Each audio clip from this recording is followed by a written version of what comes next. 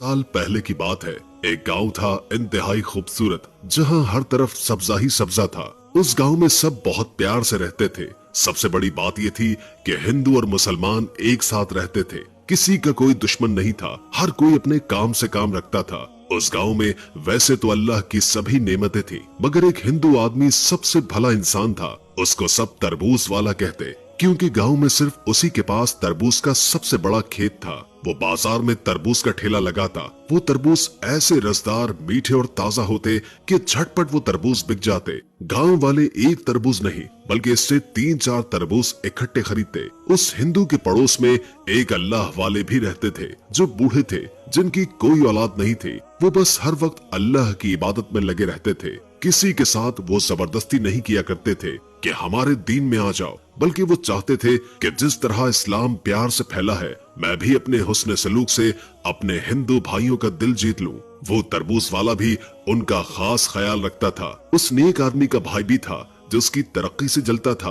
वो खुद तो कामचोर था, लेकिन अपने भाई की मेहनत की कमाई से खुद भी फायदा उठाना चाहता था। अब वो देख रहा था कि उसके भाई के तरबूज बहुत बिकने लगे हैं और उसका ठेला कुछ ही देर में खाली हो जाता है। लोग उसे पसंद करते हैं। उसके घर में अमीरी आती जा रही है, खुशहाली आने लगी है। सबसे ज्यादा बुरी बात ये थी कि वो मुसलमानों का दोस्त था, खासकर पड़ोसी अल्लाह वाले का बहुत ख्याल रखता था। उसने सोचा, ये तो बिल्कुल सही बात नहीं है, मुझे कुछ करना पड़ेगा। फिर ऐसा क्या करूं कि सांप भी मर जाए और लाठी भी न टूटे। उनके गांव में एक पंडित था। वो जानता था कि वो तंत्र मंत्र पढ़कर किसी चलते हुए कारोबार को तबाह कर सकता है। वो उसके पास गया और कहा, मेरे भाई के तरबूज का खेत है जो गांव भर में बहुत ही पसंद किए जाते हैं, उनको उजाड़ दो, क्योंकि वो मुझसे बहुत ज्यादा कमाता है और हमारे एक दुश्मन एक मुसलमान से बड़ी हमदर्दी रखता है। मुझे डर है कि कहीं वो अल्लाह वाले की वजह से मुसलमान न हो जाए। उस पंडित ने कहा, मैं ऐसा नहीं होने दूंगा।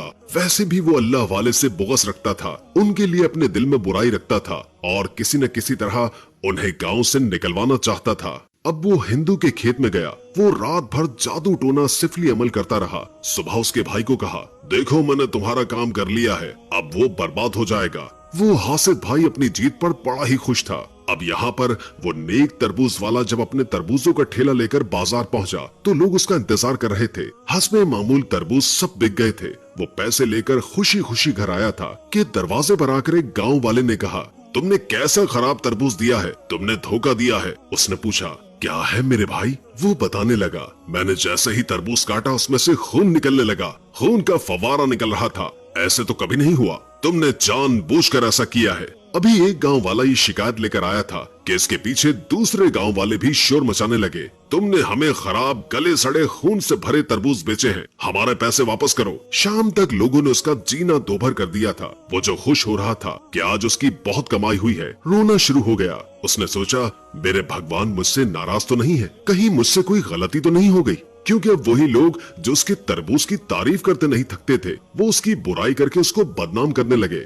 उसका भाई और पंडित बड़े खुश थे। ये खबर पहुंची अल्लाह वाले तक। उन्हें अफसोस हुआ। वो अल्लाह वाले उस हिंदू के पास आए और कहा, ऐसा कैसे हो सकता है कि तरबूज से रस के बजाय खून निकल रहा है? वो बोला, हजरत आप नेक इंसान हैं, मेरी मदद करें। मेरा तो सब कुछ लुट गया, बर्बाद हो गया। मेरे तरबूज की फसल भी खून से भर गई है। अल्लाह वाले फरमाने लगे, फिक्र मत करो, हम पता लगा लेंगे। आपने कहा, बस मुझे एक तरबूज चाहिए। उसने एक तरबूज उठाकर दे दिया और कहा, ये लीजिए और जो करना चाहते हैं कर सकते हैं। आपने वो तरबूज लिया और नमाज पढ़ने के बाद उसके खेत में आ गए। तरबूज अपने सामने रखा और ताकतवर वजीफा पढ़ने के बाद जैसे ही फूंक मारी, उस पंडित का चेहरा साफ नजर आने लगा। उस बदबख्त का पता तो चल ही चुका था। अब मसला ये था कि जिसने ये काम किया था, लोग उसको बहुत बड़ा आदमी मानते थे। उस पंडित की सारे गांव वाले बड़ी इज्जत करते थे। वो उसके खिलाफ कभी कुछ भी नहीं सुन सकते थे और बदनाम होता वो तरबूज वाला। सारी रात आप अमल करते रहे। फजर की नमाज के बाद जब आप उस तरबूज वाले के पास आए तो देखा कि वो गमज़दा बैठा हुआ है और ठेले पर सारे तरबूज रखे हुए हैं। क्या हुआ, तुम बाजार नहीं गए?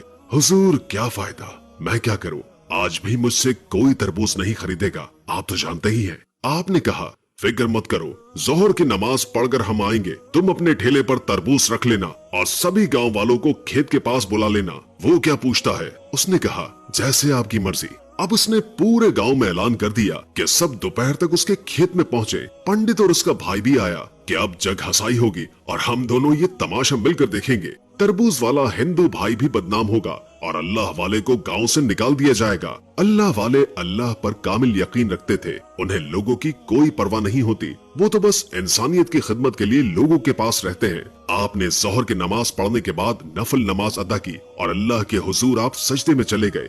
बहुत देर तक आप दुआ करते रहे। दुआ मांगने के बाद आप लोगों की तरफ देखने लगे। उनमें से कोई मजाक उड़ा रहा था, कोई सोच रहा था कि ये क्या करेंगे, क्या कोई जादूगरी दिखाएंगे या फिर कोई करिश्मा दिखाने वाले हैं या फिर हम सबको अपने काबू में करने वाले हैं। वो कुछ भी कर सकते हैं। बहरहाल आपने लोगों की तरफ देखकर कहा, गांव वालों, अब जो बात मैं कहने वाला हूँ उसको सुनकर तुम सभी हैरान हो जाओगे। ये तरबूज जो हमने ठेले पर रखवाए हैं, आज इनको वो इंसान काटेगा जिसकी बरकत से ये खून वाला तरबूज सोने का तरबूज बन जाएगा और फिर जाहिर सी बात है उसको इनाम मिलेगा। हम नहीं जानते कि तुम में से वो कौन इंसान है, इसलिए हम सभी से कहते हैं कि तुम में से जो सबसे पहले ये काम करेगा उसी को इनाम मिलेगा। फिर आपने कहा, कौन है जो सबसे पहले आकर इस तरबूज के ऊपर छुरी चलाए। अल्लाह वाले ने जानबूझकर उस तरबूज वाले हिंदू को इशारा किया और कहा कि तुम आओ, क्योंकि ये तुम्हारे तरबूज हैं। वो आगे आया और छुरी उठाकर तरबूज को काटने ही वाला था कि पीछे से उसका भाई आया और कहा, अरे अरे तुम क्यों काट रहे हो, तुम्हारी वजह से तो सब खून वाले तरबूज बन गए हैं। तुम हटो, मैं काटूंगा। तुम बहुत मनहूस हो, तुम्हारे खेतों ने पूरे गांव में तुम्हें बदनाम कर दिया है और गांव वाले तुम पर यकीन नहीं करते। हटो, मुझे ये काम करने दो, मैं ये काम करूंगा। अब वो छुरी उठाकर तरबूज को काटने ही वाला था कि वो पंडित जो गांव की भीड़ में खड़ा था, वो लोगों के पीछे से निकला और कहा, इस गांव का सबसे ज्यादा इज्जत वाला आदमी मैं हूँ, मैं ही सही हकदार हूँ। और वैसे भी तुम मुसलमानों का क्या भरोसा, सब झूठ बोल रहे हो, कोई जादूगरी तमाशा दिखा रहे हो। तुम अल्लाह वाले हो ना, लेकिन तुम नहीं जानते कि तुमसे बड़ा इल्म मैं रखता हूँ। मेरे पास वो इल्म है जो तुम्हारे पास भी नहीं होगा। वो घूरते हुए आपकी तरफ देखने लगा, फिर बोला, मुझे तुम पर कोई भरोसा नहीं। वो वैसे ही अल्लाह वाले को गांव से निकलवाना चाहता था। उसने कहा, गांव वालों, मैं तुम्हारा बड़ा हूँ, अगर ये तरबूज सोने का बना तो ठीक, वरना हम इस दरवेश को इस गांव से निकाल देंगे, क्योंकि मुझे लगता है कि ये झूठ बोल रहा है और नाटक कर रहा है। सबने कहा, आप जो कहेंगे हम आपकी बात पर यकीन करेंगे, इस तरबूज वाले और इस दरवेश की बात पर नहीं। वो मक्कार हंसी हंसता हुआ आगे आया। अब उसने सबसे बड़े तरबूज को उठाया और छुरी से उसको काटा, पर वो सोने का नहीं बना। वो हंसने लगा, देखा, मैंने कहा था ना, ये दरवेश फकीर तुम सबको लूट रहा है, सबको बेवकूफ बना रहा है। मैं तो कब से कह रहा हूँ कि इसे गांव से निकाल दो, लेकिन तुम लोग इसे यहाँ से निकालते ही नहीं हो।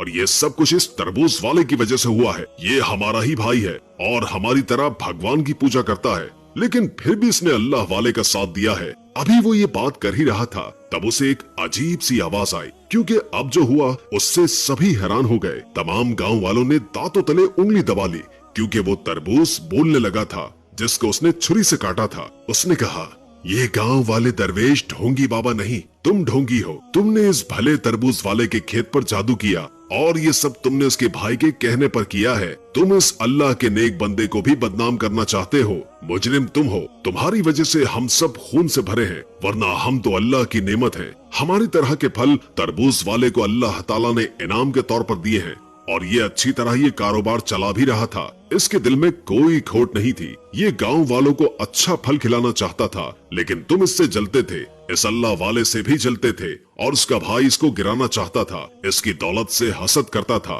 तभी तुमने हम पर जादू किया, सिफली अमल किया, लेकिन इस आदमी ने हमारे साथ ये काम करके अल्लाह ताला को नाराज किया है। अब तुम देखना इस पंडित के साथ क्या होगा। वो पंडित तरबूज को हैरत से देख रहा था, जो गवाही खुद दे रहे थे, बल्कि अब बारी बारी सारे तरबूज पंडित और तरबूज वाले के भाई के खिलाफ गवाही देने लगे कि हाँ, ये ही बुरे हैं। सभी गांव वालों ने ऐसा मंजर तो कभी नहीं देखा था। अल्लाह वाले ने कहा, यह सब किसी जादू की बिना पर नहीं हुआ है। अल्लाह की कसम, हमने इन पर कोई भी अमल नहीं किया है, बल्कि ये अल्लाह के हुक्म से बोल रहे हैं। मेरे इस हिंदू भाई ने मुझे दोस्त समझा, अल्लाह पाक ने इसकी सच्चाई का सबूत एक फल से दिलवा दिया। कहो तरबूज वाले, क्या सजा देनी है इन दोनों को? उसने कहा, हजरत, मैं तो कुछ बदला नहीं लेना चाहता, बस मेरे तरबूज फिर से वैसे ही हो जाएं, रसदार, मीठे, ताजा, ताकि मेरे गांव वाले मुझे दुआ दे सके और मेरी तारीफ कर सके। मैं भी हलाल रोजी कमाना चाहता हूँ। पंडित अब शर्मिंदा हो गया। उसने कहा, मैंने मान लिया आप एक अल्लाह वाले हैं और मैं बहुत से खुदाओं को पूजा करने वाला लोगों को नुकसान पहुंचा रहा था। मेरे दिल में आपके लिए नफरत थी, लेकिन अब मैं बदल गया हूँ, क्योंकि एक ऐसे फल ने गवाही दी है कि मैं तो कुछ कह भी नहीं सकता कि उस पर किसी ने जादू किया। मुझे माफ कर दे, मैं कलमा पढ़कर मुसलमान होना चाहता हूँ। फिर वो तरबूज वाला भी कहने लगा कि हजरत, अब तक कलमा मैंने भी नहीं पढ़ा, जबकि मुझे बहुत पहले कलमा पढ़ लेना चाहिए था, लेकिन आज तरबूज को बोलता हुआ देखकर मैं भी मान गया कि इसके बोलने की ताकत देने वाला एक अल्लाह ही है जिसको आप मानते हैं। इसके बाद तरबूज वाले और पंडित ने भी कलमा पढ़ लिया। इसके बाद हासिद भाई भी वहाँ आया और उससे कहा, मुझे माफ कर दो, मैं तुम्हारी तरक्की से जलता था और तुम्हें लोगों के सामने नीचा दिखाना चाहता था, लेकिन मैं खुद ही नीचे गिर गया। पस्ती में बेशक वही गिरता है जो किसी के लिए गड्ढा खोदता है, और उस गड्ढे में मैं खुद ही गिर गया। इसके बाद अल्लाह वाले ने उन सबको कलमा पढ़ाया और तरबूज की फसल पर फूंक मारी तो वो तरबूज जो खून से भरे थे पहले जैसे ही हालत में आ गए। तरबूज वाले ने फिर से ठेला लगा लिया। इस बार कुदरत का करिश्मा ये हुआ कि वो जो तरबूज जो गर्मी के मौसम में आते थे वो दूसरे मौसमों में भी आने लगे, और इस बार फसल इतनी उम्दा और शानदार थी कि वो तरबूज अब भी खत्म नहीं होते और उसका कारोबार चलता ही रहता है। हम उम्मीद करते हैं कि आपको हमारी आज की वीडियो जरूर पसंद आई होगी।